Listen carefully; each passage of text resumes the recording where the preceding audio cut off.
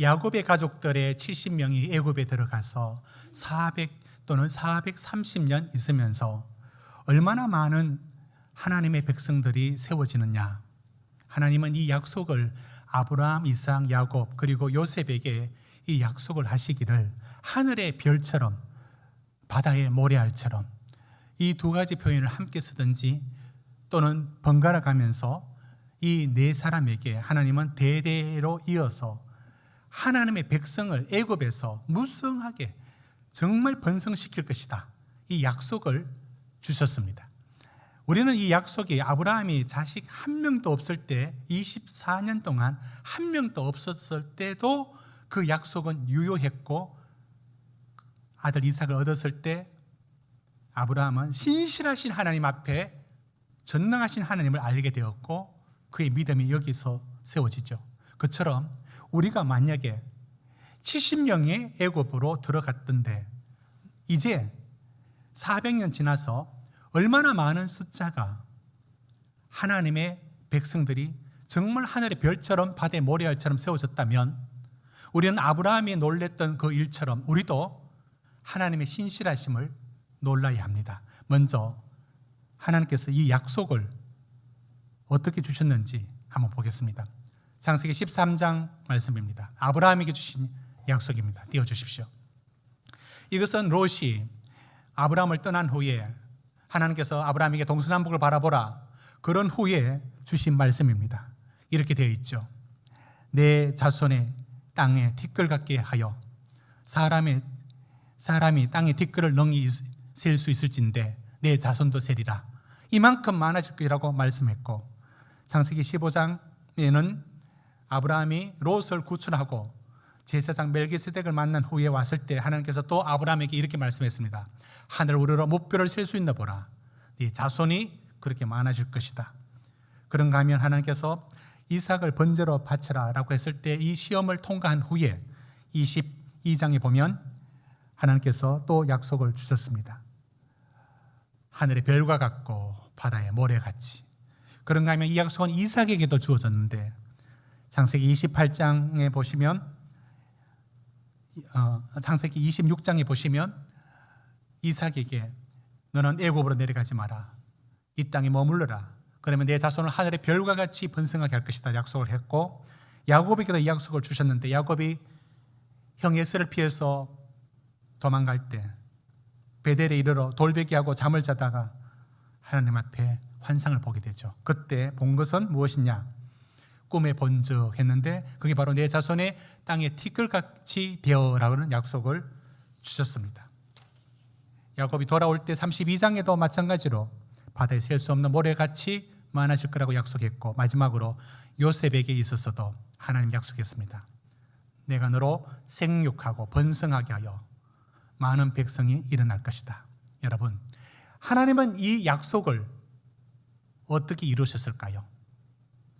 그것은 보이지 않지만 놀랍게 하나님의 약속은 신실하게 이루어집니다. 여러분 1장 7절을 우리 출애굽기 1장 7절을 같이 다시 한번 읽어봅니다. 시작. 이스라엘 자손은 생육하고 불어나 번성하고 매우 강하여 온 땅에 가득하게 되었더라. 동사 5개를 히브리어로 나열하면서 이렇게도 강조하는 경우가 있을까 싶습니다. 얼마나 많이 불어났는지 생육하고 불어나고 번성하고 매우 강하고 온 땅에 가득했다라는 히브리어 동사를 5개를 동원해서 하나님 이렇게 역사하셨다. 이렇게 역사하셨다. 더 나아가 여러분 12절 한번 보십시다. 1장 12절 같이 읽습니다. 시작. 그러나 학대를 받을수록 더욱 번성하여 퍼져나가니 애굽 사람이 이스라엘 자손으로 말미암아 근심하여. 보십시오. 하나님은 이 약속을 이루셨습니다. 그래서 출애굽할 때 얼마나 많은 70명 들어갔는데 400년 후에 얼마나 많은 인구가 되어서 나오느냐 숫자가 나와 있습니다. 출애굽 나올 때 인구 조사를 했거든요. 인구 통계가 나와 있습니다. 민수기 1장 2절 보십시오. 종족대로 남자의 수를 계수하라 했습니다. 해보니까 얼마나 왔습니까? 32절에 보면 끝에 보십시오. 다 남자들 군에 갈 만한, 그러니까 전쟁에 나갈 만한 20세 이상의 남자를 숫자를 셌습니다. 남자 20세 이상 60만 3,550명. 이래저래 계산하면 인구가 적어도 200만이 넘습니다. 됐습니다.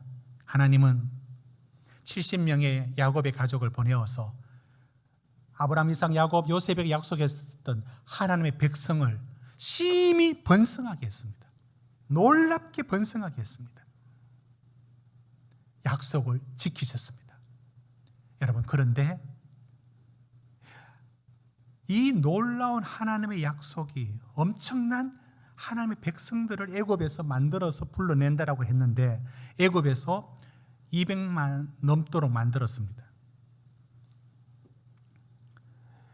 그런데 이런 하나님의 역사하심이 분명히 있음에도 불구하고 이스라엘은 어떤 현실을 마주하느냐면 종살이하고 사내 아이 태어나면 죽어나가니까 이 집에도 울고 저 집에도 울고 탄식이 끊이지 않는 현실을 마주합니다. 그런데 방금 우리가 12절을 읽었습니다. 여러분, 하나님의 약속이, 하나님의 계획이 이루어져 가는데, 분명히 이루어지고 있는데 그들이 눈뜬 현실은 박해받고 종살이하고 사내 아이 나일강에 던져 죽이는 이 슬픈 역사를 보고 있습니다. 이게 바로 우리가 잘 보지 못하는 하나님의 일들입니다. 우리는 하나님의 일하심이 그들이 종살이하고 가혹한 노동에 시달리고 벽돌 굽기 하고 이런 현실 속에서 탄식밖에 몰랐습니다. 그러나 그들은 그럴수록 더 많은 하나님 백성들을 하나님은 더 번성케 했습니다. 그들의 눈에는 이것이 보이지 않았습니다. 우리도 그렇습니다.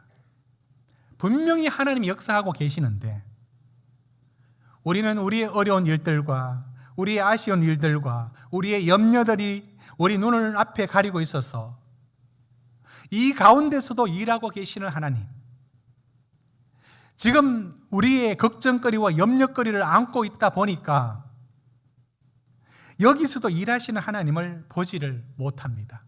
이게 우리의 주된 모습입니다. 아합과 이세벨 시대가 우상이 장려되는 시대입니다. 야훼 신앙은 박해를 하고 바알 신앙은 숭배했던 바알 숭배 정책을 아합이 했고 그의 부인 이세벨이 맞장구를 쳐서 온 나라가 우상 숭배하던 시대에 하나님의 사람 엘리야가 부름을 받았죠. 그가 야훼 하나님을 믿는 신앙으로 서고자 애쓰고 맞서 싸웠습니다. 그런데 눈뜬 현실은 선지자들이 계속 죽어나가는 겁니다. 그래서 열왕기상 19장 10절에 보면 엘리야가 하나님께 이렇게 호소합니다. 하나님, 다 죽고 오직 나만 남았다고. 다 죽고 왜 나 혼자밖에 없느냐고. 14절에도 하나님께서 엘리야에게 말합니다. 왜 너 거기 절망하고 있느냐. 그때도 말합니다. 하나님, 다 죽고요, 나만 남았습니다. 나밖에 없다고요. 그럴 때 하나님께서 엘리야에게 주신 말씀이 19장 18절입니다. 우리 같이 읽읍시다. 시작. 그러나 내가 이스라엘 가운데 7,000명을 남기리니 다 바알에게 무릎을 꿇지 아니하고 다 바알에게 입맞추지 아니한 자니라. 엘리야는 하나님이 이렇게 일하실 줄 몰랐어요. 자기 혼자 목숨을 걸고 바알 선지자들을 처단하면서 맞서고 혼자 있다고 생각했을 때 하나님 말합니다. 나 일하고 있다고. 나는 7,000명이나 더 되는 사람을 바알에게 무릎 꿇지 않도록 그들의 믿음을 지켜주고 있다고. 하나님 일하심을 보지 못할 경우가 종종 있습니다. 이때 동굴에 있던 엘리야에게 하나님이 어떤 환상을 보여주셨느냐면 처음에 큰 바람이 불어서 얼마나 세게 불었는지 그 바람이 바위를 쫙 갈라지게 합니다. 그런데 그 가운데 하나님이 계시지 않았다라고 말하고, 그 다음에 지진이 일어나서 온 천지를 뒤흔듭니다. 그런데 그때도 하나님이 계시지 않았어요. 그 다음에는 불이 사방에 산불처럼 퍼져났습니다. 근데 그 불 가운데도 하나님이 계시지 않았습니다. 바람과 지진과 불은 엘리야가 기대하는 하나님의 초월적인 역사의 방식이었습니다. 없었습니다. 그 후에 세미한 음성이 들려서 말합니다. 그렇습니다. 하나님 일하시는 일들이 우리 눈에는 혼자 같고, 우리 눈에는 보이지 않고, 우리 눈에는 염려로 안경을 쓰고 있어서 보이지 않는 많은 일들 앞에 하나님은 여전히 학대를 받을수록 하나님의 약속은 점점 더 가까이 더 번성시키고 있었던 이 역사처럼 하나님의 일하심은 분명히 이루어지고 있었습니다. 여러분, 하나님의 일하심은 왜 이렇게 우리 눈에는 보이지 않을까요? 요셉이 그러했습니다. 가장 억울하고 캄캄했던 시절이 감옥의 생활입니다. 애굽의 히브리 노예로 팔려가서 그가 죽어나간들 누구 하나 눈물 한 방울 흘리겠습니까? 그 요셉이 감옥에 아무것도 할 수 없는 그 시간을 보내고 있을 때 가장 암울했던 그 시간이 사실은 하나님이 일하는 시간이었습니다. 그때 술 맡은 관원과 그리고 떡 맡은 관원이 그 감옥에 들어오게 되었고, 그들의 꿈을 해몽하게 되었고, 그 해몽이 결국 파라오의 꿈을 해몽하게 되는 일, 가장 절망적인 그 자리가 하나님이 일하고 있는 자리였는데, 우리가 그렇습니다. 가장 실망스러운 일들 앞에 하나님이 일하고 있다는 것을 보지 못하는 경우가 그러합니다. 이렇게 일하시는 하나님을 성경에서는 낯설게 말하고 있지 않습니다. 성경엔 종종이 하나님의 일하심을 이렇게 말합니다. 욥기는 이렇게 말하죠. 욥기서 23장에 그런데 내가 앞으로 가도 그가 아니 계시고 뒤로 가도 보이지 아니하고, 그는 하나님은 분명히 왼쪽에 일하실 것이지만 나는 만날 수가 없고, 하나님 오른쪽에 돌이키고 계시나 내가 볼 수가 없고, 그는 고난 중에 하나님이 보이지 않았습니다. 이것이 하나님의 일하심이었고, 하나님은 왜 그렇게 숨어 계신가? 이사야서 45장 15절에 이런 하나님의 일하는 방식을 하나님은 숨어 계신다라는 표현을 할 만큼 그냥 눈으로는 보이지 않고 내 육신의 눈으로는 보이지가 않는 겁니다. 하나님이 숨으려고 숨은 게 아니고 절망에 가려서 안 보이고, 하나님은 믿음의 눈이 아니고는 보이지 않습니다. 그래서 하박국서 2장 4절은 오직 의인은 믿음으로 산다라고 한 이유는, 하나님의 바벨론을 들어서 남유다를 죄와 우상에서 있는 그들을 친다라고 했을 때 하박국 선지자가 하나님, 세상에 그런 법이 어디 있습니까? 그렇게 하는 게 어디 있습니까? 라고 따질 때 의인은 믿음으로 살리라. 모르지, 너는 이해할 수가 없을 거야. 그러나 오직 하나님은 일하신다. 믿음으로만 하나님의 일하심을 볼 수 있다라고 말합니다. 여러분, 종살이하며 억압받는데 도 하나님은 일하고 계셨어요. 여러분들의 삶이 문제를 그대로 안고 있는 여러분의 이 자리 한가운데서도 하나님은 반드시 일하고 계십니다. 반드시 일하고 계십니다. 보일 때가 있고 보이지 않을 때가 있을 뿐인 겁니다. 하나님은 일하고 계십니다. 저희 아들이 이제 말년 휴가가 됐고 이제 곧 제대입니다. 저녁에 한 번씩 통화할 때가 있습니다. 아버지는 좋겠대요. 자기는 힘든 군 생활을 한다고 대한민국 자기 혼자 지키듯이 그렇게 이제 끙끙댑니다. 아버지는 해주는 게 없대요. 해주는 게 없지. 내가 그것은 내가 거기 면회를 가랴? 면회도 안 되는 곳입니다. 저는 이런 일이 우리에게도 있다 봅니다. 저는 아무것도 할 수도 없고 해줄 수도 없고 뭐 힘들다고 나와서 좀 쉬었다 가라. 아니 군에 보내놓고 그런 법이 어디 있습니까? 여러분, 하나님도 하나님 우리 삶에 하나님의 시간 안에 우리를 묶어두시는데요, 저도 아무것도 하는 거 없지만 뭐 해줄 수도 없지만 그래도 마음이 늘 가 있지 않습니까?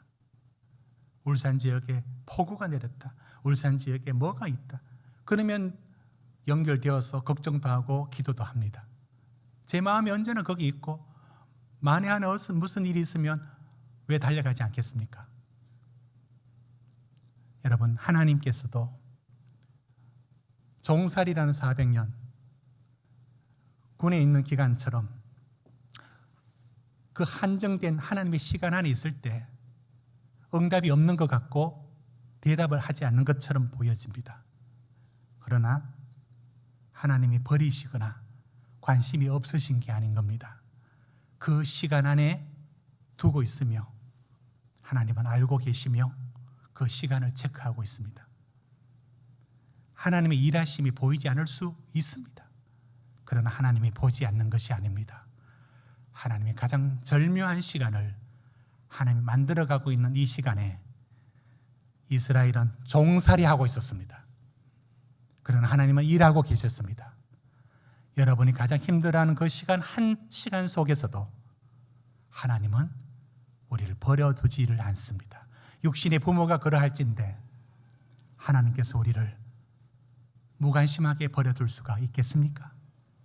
하나님은 이와 같이 일하시는 것, 숨어 일하신다는 표현이 하나님의 숨바꼭질을 하시는 하나님이 아니라 우리가 보지 못하는 가운데도 일하시는 하나님을 여러분이 삶 속에서 믿음으로 고백할 줄 알아야 합니다. 하나님은 일하고 계십니다. 두 번째, 오늘 본문의 말씀을 읽을 때 우리는 하나님은 생명과 구원의 역사를 베푸시는데 그 반대편에 제가 성경에 파라오를 바로로 번역되어 있지만 출애굽기 하는 동안에는 파라오라고 말을 해야 제 말이 혼란이 없을 것 같습니다. 계속 파라오라고 하겠습니다. 하나님은 생명과 구원의 하나님을 역사를 베풀어 주십니다. 심히 번성하고 강하고 땅이 가득 차도록 생명의 역사입니다. 그런데 이 반대편에 선 사람이 누구냐? 파라오입니다. 파라오는 무슨 일을 하느냐? 이 생명을 억압시키고 압제하고 생명의 삶을 살지 못하도록 종살이시키고 더 나아가 죽이라고 합니다. 처음에는 산파를 동원해서 죽이라고 합니다. 통하지 않으니까 뭘 동원시키는지 아십니까? 여러분 22절 보십시오. 이게 악입니다. 22절 같이 읽습니다. 시작. 그러므로 1장 22절 시작. 그러므로 바로가 그의 모든 백성에게 명령하여 이르되 아들이 태어나거든 너희는 그를 나일 강에 던지고 딸이거든 살려두라. 앞에는 산파에게 명령을 내렸다면 이제는 전 애굽 국민들에게, 백성들에게 명령합니다. 여러분들이 히브리 사내 아이가 태어나는 걸 보면 잡아와서 나일강에 던져 죽이라고. 여러분, 이 짧은 한 구절이 실제 어떻게 이루어졌다고 보십니까?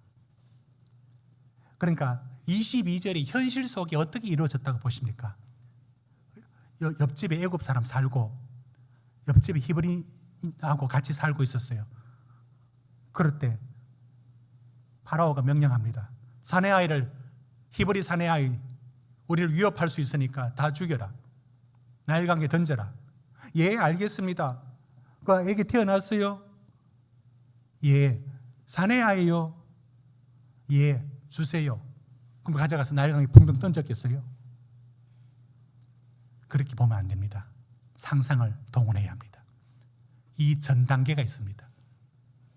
전 단계에 히브리 사람들을 종살이 시킬 수밖에 없다는 민족주의로 일단 국민들을 아편을 줬을 겁니다. 주사를 줬을 겁니다. 그리고 말했을 겁니다. 저들은 형편없는 놈이야. 혐오의 대상으로 만들어 갔을 겁니다.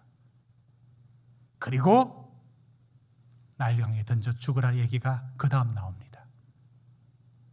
이건 나치가 그랬습니다. 나치 정권이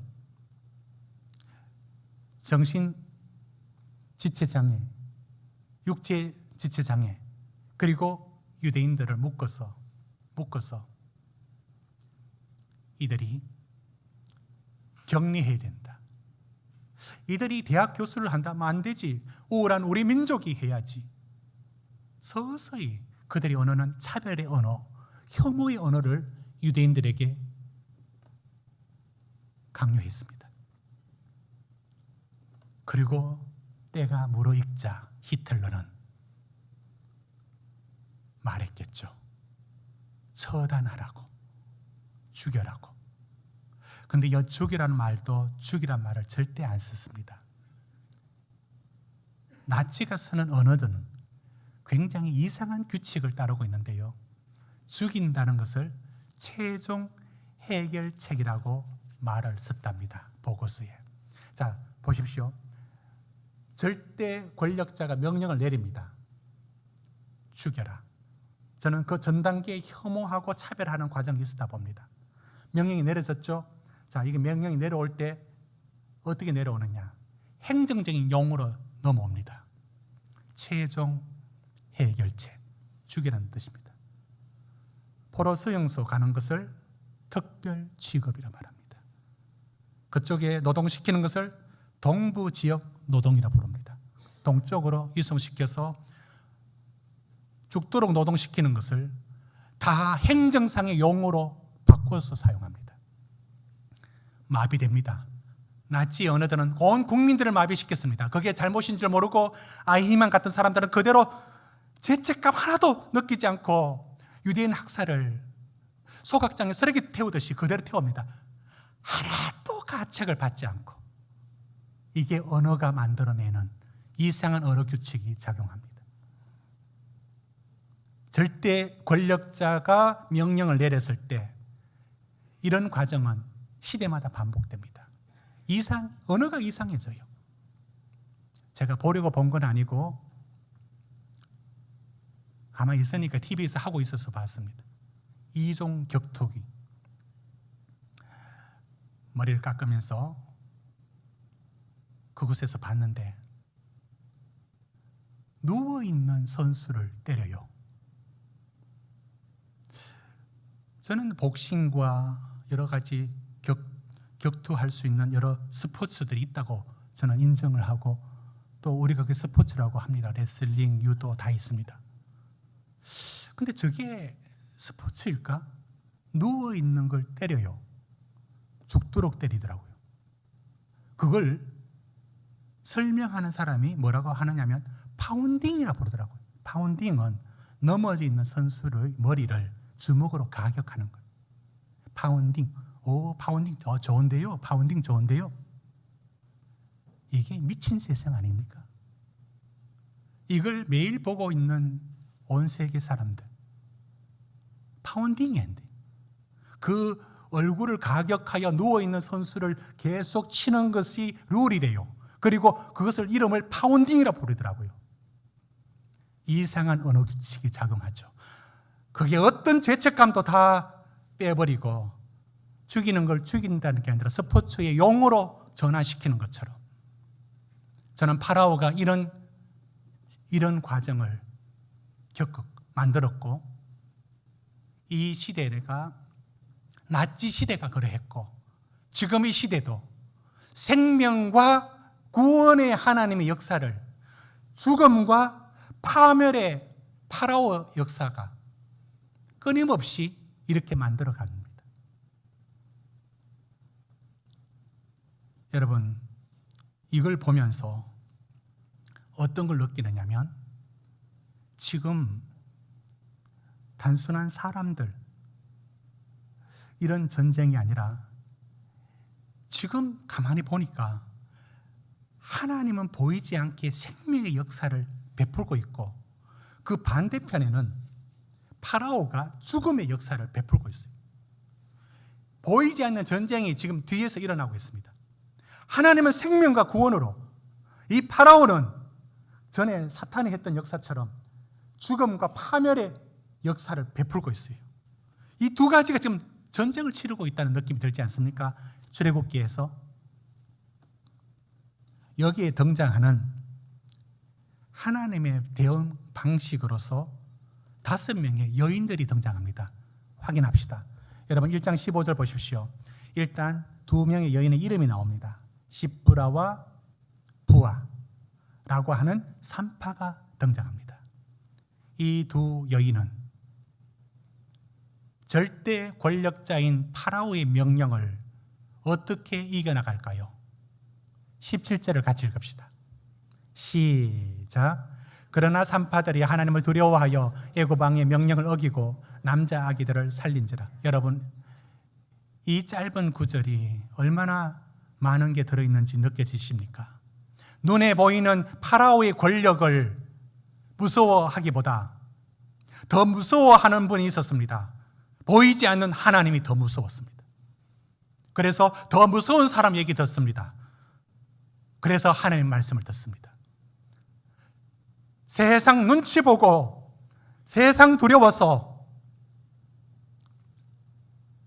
좋은 게 좋은 거라고 자녀들한테 다 해주는 오늘날 우리 시대에 하나님이 더 두려워 파라오의 명령을 어기는 이 두 여인의 믿음과 용기, 그러면서도 얼마나 지혜로우냐. 19절에 둘러대는 일. 파라오한테 말합니다. 우리 가니까 벌써 애가 낳고 없습니다. 이게 바로 절대 권력자를 희롱하고 풍자하는 두 여인의 지혜입니다. 목숨을 걸었지만 목숨 걸듯이 하지 않고 지혜로 이겨나갑니다. 그런가 하면 3명의 여성들이 더 등장합니다. 2장 2절 보십시오. 레위 여자 한 사람, 그는 모세의 어머니 요게벳입니다.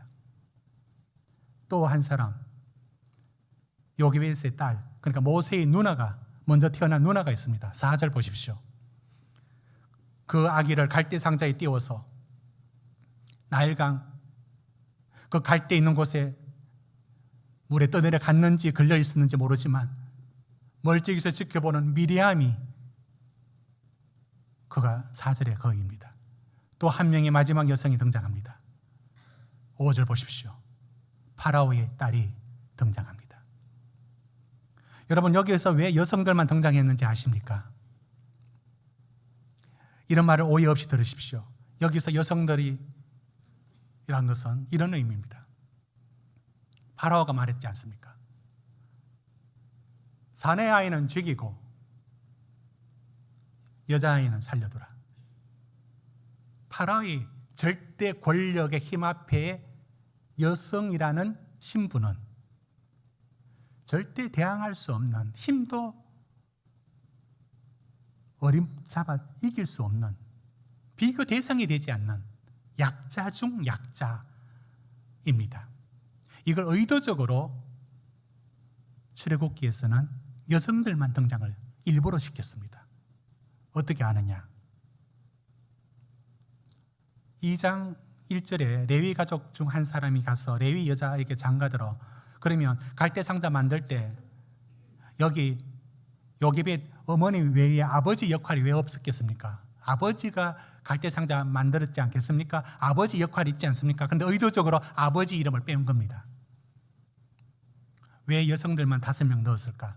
앞에 3파 2명, 요게벳, 미리암, 그리고 파라오의 딸, 이 5명이 뜻하는 것은 무엇이냐면 약자죠. 그런데 만약에 출애굽기를 읽을 때 약자를 들어서 강한 자를 부끄럽게 하시는 하나님, 민중을 들어서 권력자를 부끄럽게 하시는 하나님으로까지 여기까지 읽어버리면 우리가 한때 출애굽기를 민중신학이라 또는 남미의 해방신학이라는 이름으로 여기까지 읽었어요. 약자를 들어서 기득권자를 파멸시켜 새로운 질서의 희망을 가져오는 것으로 출애굽기를 이렇게 읽었어요. 그런데 다시 한번 보십시오. 여기 약자가 약자이고 민중이란 뜻만이 아닌 겁니다. 그것은 하나님의 일하심을 드러내기 위하여 일부러 여기 여성들만이 나와 있다는 것을 알 수 있습니다. 하나님은 어떻게 일하시는가? 그 파라오의 절대 권력 앞에 하나님 지금 이렇게 일하는 겁니다. 그러니까 비유하자면 일진이라는 이렇게 약한 학생들 괴롭히는 그런 애들이 있어요. 얘들이 국가 전 대표 이 복싱 선수 앞에 시비를 걸어요. 그러니까 너무 무서우니까 호주머니에 손을 넣고 때려봐 이런 느낌. 그러니까 파라오가 엄청난 힘을 가진 양 달려들 때 하나님께서 비웃는 거예요. 어떤 식으로 비웃느냐면 진짜 더 힘 있는 사람을 서지도 않고 네가 가장 우습게 여기는 가장 약한 자를 서서 파라오를 우습게 여기는 거예요. 그게 아까 읽었던 19절에 파라오의 권력을 풍자하고 비웃고, 여러분 2장 9절 보십시오. 이런 얘기들은 바로 절대 권력자를 비웃는 얘기가 들어있습니다. 2장 9절 한번 읽어봅시다. 시작. 바로의 딸이 그에게 이르되 이 아기를 데려다가 나를 위하여 젖을 먹이라. 내가 그 삭을 주리라. 여인이 아기를 데려다가 젖을 먹이더니 세상에 여기 엄마가 친엄마입니다. 미리암이 울고 있는 엄마한테 어머니 우리 애기 안 죽었어요. 지금 좋은 일이 있을 것 같습니다. 가만히 있어서 무조건 말하지 말고 그분들 시킨 대로 해. 가니까 파라오의 딸이 그 데리고 온 엄마가 친모인 줄 모르고 내가 돈 줄 테니까 아기 키워라. 최초로 자녀 양육비를 국가로부터 받은 여인이 요게벳입니다. 이런 얘기를 왜 적을까요? 안 적어도 될 내용인데 파라오를 비웃는 겁니다. 네가 세상을 죽이고 네가 권력을 그렇게 가졌다고? 라고 죽이라고 말하는 그 입 앞에 돈 받고 아이를 키우게 만들어 버립니다. 그리고 사내 아이를 다 죽이라는 그 앞에 결국은 하나님은 모세를 그 말했던 그 면전에서 40년 동안 그를 왕자로 키워냅니다. 지금 누가 당하고 있습니까? 파라오가 하나님께 속고 있는 겁니다. 두 산파에게도 속았죠. 미리암한테도 속았죠. 대놓고 자기 딸한테도 말이 뭉개지고 있습니다. 안 먹혀입니다. 이건 약자들을 사용하신다는 개념보다 하나님 저 까부는 일진 앞에 주먹질 필요도 없는 거예요. 손 쓸 것도 없는 겁니다. 하나님 파라오를 보고 웃는 겁니다. 하늘에 있는 자가 웃으심이여 라는 시편에 그런 표현이 있습니다. 누가 이길까요? 여러분, 이것이 바로 여기 5명의 여성들이 등장한 이유입니다. 그런데 이 전쟁이 영적인 전쟁이라는 것을 알아야 합니다. 무슨 뜻이냐면 산파들이 목숨을 걸고 아기를 살려야 했습니다.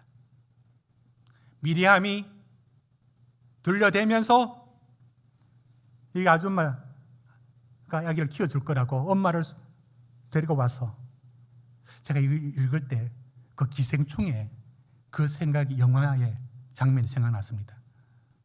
거짓말 치고 들어가서 아버지는 운전기사로 엄마는 가정부로 다 끌어 들어가지고 그는 우스운 얘기. 그게 여기 등장하는 것 같았습니다. 지금 파라오만 바보꼴이 되어서 솟고 있습니다. 그런데 이 전쟁이 어떤 전쟁이냐? 하나님의 생명의 역사와 파라오의 죽음의 역사가 맞붙고 있습니다. 이걸 영적이라 말해서 뭐 영적이라 해가지고 뭐 신령한 것이 왔다 갔다 하는 게 영적인 그런 게 아니고요. 우리의 믿음의 싸움이 왜 영적이냐면 뒤편에 하나님이 승리할 것이냐 사단이 승리할 것인가에 연장선상으로 전투를 벌이고 있기 때문에 그렇습니다. 여러분이 가정을 지키려고 속상한데 참고 또 참고 기도하고 자녀들에 대해서도 믿음으로 키워보려고 애쓰고 여러분들이 당하는 여러 일들에 대해서 그 시험을 이겨나가는 것들 여러분 그게 단순한 일들이 아니고 보이지 않는 전쟁이라고요. 보이지 않는 영적인 전쟁입니다. 여러분의 일상에 부딪히는 수많은 시험거리들이 단순한 이야기가 아니고 그 뒤편에 하나님의 생명이 이기느냐 파라오의 죽음이 이기느냐의 전쟁의 연상선상에 놓여져 있습니다. 여러분 우리의 싸움의 성격이 그렇다는 걸 이해해야 합니다. 신령한 것, 영적인 거라 해가지고 뭐 이상한 장면으로 하나님 앞에 이상한 것을 보고 그걸 보고 영적인 전쟁이다, 땅 밟기를 하자 뭐 이런 것 옳지 않습니다. 영적이란 것은 사실 굉장히 현실적이고 육적인 현실 속에서 보이지 않지만 사실은 뒤에 하나님이냐 사탄이냐 하나님이냐 파라오냐의 누구를 섬길 것인가의 전쟁인 겁니다. 그 뒤편을 보아야 된다는 것을 말씀을 드립니다. 저는 여러 성도님들이 겪고 있는 시험과 여러분이 마음이 힘들어하는 것들과 여러분이 가정을 지키기 위해서 정말로 애쓰는 모든 것들이 여러분의 자녀들의 믿음을 키우기 위해서 속상하면서도 끊임없이 나가는 이런 싸움들이 단순한 싸움이 아니라 영적 전쟁인 것을 여러분 알 필요가 있습니다.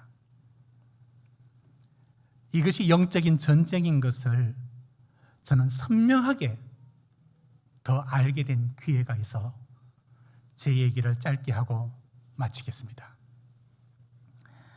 저는 우리 교회에 부임하여 1년 반 또는 2년 정도 매우 큰 시험에 빠졌습니다. 정말 지루했고 정말로 쉽게 해결되지 않는 문제였습니다. 그 내용을 말씀할 수는 없고 2년 가까이 저는 굉장히 힘들었습니다. 이래서 그만두는구나를 실감을 했죠. 그런 2년 되어 갔을 즈음에 이 일이 마지막이 되는 날이 다가왔습니다. 새벽 기도 나오기 바로 전 하나님이 제게 꿈을 보여주셨어요. 저는 그 꿈 이후부터 성경에 나와 있는 모든 꿈과 환상이 실제인 것을 믿게 되었습니다. 꿈인데 꿈이 아니었어요. 마치 3D 영상을 확 펼쳐서 저보고 보라듯이 딱 보여주었습니다. 그 영상은 이러했습니다. 제가 그림을 그리려고 이번 주 몇 번 시도를 했는데 그려놓으니까 괴물이 너무 귀엽게 나와서 안 되겠습니다. 그냥 말로 하겠습니다. 일단 생긴 모양은 캥거루예요. 캥거루처럼 생겼어요. 그런데 몸은 악어처럼 그런 비늘 같은 그 갑옷 같은 그런 것으로 괴물이 있었는데 특징은 주둥아리는 이렇게 물어뜯듯이 날카로웠고 머리는 작고 몸뚱아리가 이만큼 크면서 몸뚱아리 반이 그 다리였어요. 다리 힘이 얼마나 센지. 큰 놈 한 마리, 작은 놈 한 마리가 제게 달려들었어요. 제 손에는 그 군에서는 이 당금이 잡혀 있었습니다. 근데 그놈을 찔러도 들어가지 않을 만큼 강했습니다. 힘이 얼마나 센지. 그래서 꿈에 제가 그놈의 목을 잡고 그 다음에 꼬리를 잡고 중간에 나무가 있었는데 나무를 이렇게 휘잉 둘러서 주둥아리와 발목을 끈으로 묶었어요. 묶는데 힘이 세서 놓치고, 묶는데 힘이 너무 뒷다리가 힘이 세서 놓쳤어요. 끝내 잡았어요. 그리고 그 단검으로 그놈의 명치를 찌르니까 초록색의 핏물이 진득하게 나왔습니다. 그러자 작은 놈은 도망가고 큰 놈은 거기서 죽었습니다. 제가 이 환상을 너무 선명하게 보고 일어나서 저희 아내한테 말했습니다. 이제 시험이 끝났다고. 하나님께서 이제 모든 시험을 끝냈다는 걸 알려주었습니다. 저는 거기 등장한 괴물로 등장한 그것에 있어서는 사람으로 보지 않습니다. 누구를 지칭한다고 절대 저는 그렇게 보지 않습니다. 그 일로 괴로워하고 시험 들어있는 저에게 뒤에 사탄이 역사한 겁니다. 그 사람이 사탄이란 말이 절대 아니고요.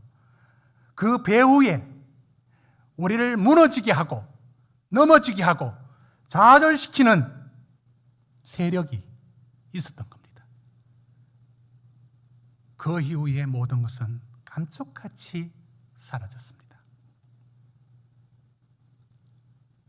어떤 일은 할 수 있는 이야기가 있고 할 수 없는 얘기가 있더라고요.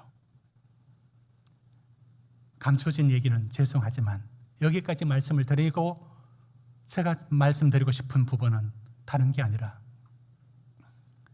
우리가 견디고 믿음으로 싸우고 속상해도 견디고 하는 그 뒤편에 생명과 구원의 하나님의 전쟁과 죽음과 파멸이라는 파라오의 전쟁이 뒤에서 일어나고 있었습니다. 그게 형상화되어 제게 보여준 것이었습니다. 저는 그 일이 영적이라 해서 신기한 일로 생각지 마시고 여러분들이 믿음으로 싸우는 모든 일들과 여러분의 속상해도 견디면서 끝까지 싸워가는 모든 일들을 그 뒤편에 하나님의 승리할 때, 믿음으로 승리할 때 하나님이 기뻐하시는 하나님이 서 계시고 실망하고 낙심해서 포기하고 일을 저질러 버렸을 때 좋아하는 사탄 같은 파라오가 뒤에 있습니다. 여러분 절대로 그저 상식적으로 이성적으로만 여러분의 싸움을 설명할 수 없습니다. 여러분의 시험과 여러분이 부딪히는 모든 일들 앞에 뒤편에 서 있는 이 전쟁, 이게 믿음의 눈으로 보고 상식으로 안 됩니다. 말씀과 기도로 이걸 무기로 삼아야만 이길 수가 있습니다. 말씀 붙들고 기도해야만 됩니다. 그리고 하나님은 절대로 지지 않습니다. 하나님은 승리하십니다. 여러분들의 선 자리에 여러분이 겪고 있는 모든 일들을, 여러분이 속상하고 애태우는 모든 일들 그 뒤편에 기뻐하실 하나님의 믿음의 길을 선택하십시오. 사탄이 혀를 날름날름거리면서 기다리고 있는 그걸 선택하지 마십시오. 거기에는 아무것도 없고 거기에는 죽음과 파멸밖에 없습니다.